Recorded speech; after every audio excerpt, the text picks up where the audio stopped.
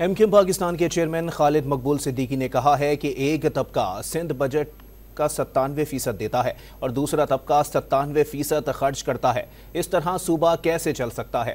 وہ حیدرآباد میں تقریب سے خطاب کر رہے تھے۔ پاکستان بنانے کا جرم ہم نے کیا تھا، ہمارے اجداد نے کیا تھا، اور اس ملک کو ہم اپنی امانت سمجھتے ہیں، پال رہے ہیں، پالتے رہیں گے۔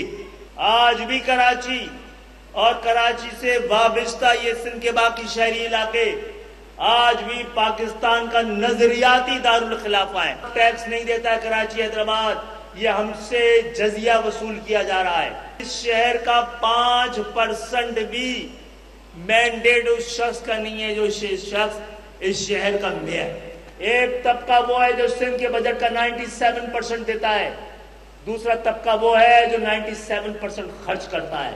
اس طرح تو گھر نہیں چل سکتا، گھر تقسیم ہو جاتے ہیں، ملک نہیں رہتے، صوبے کی اوقات ہی کیا ہے۔ کراچی حیدرآباد میر پرخاص نواب شاہ سکھر کے لوگ تیار ہوں، اس ملک کا مقدر آپ کے ہاتھوں ہی درست ہوگا اور آپ کے ہاتھوں میں آنے والا ہے۔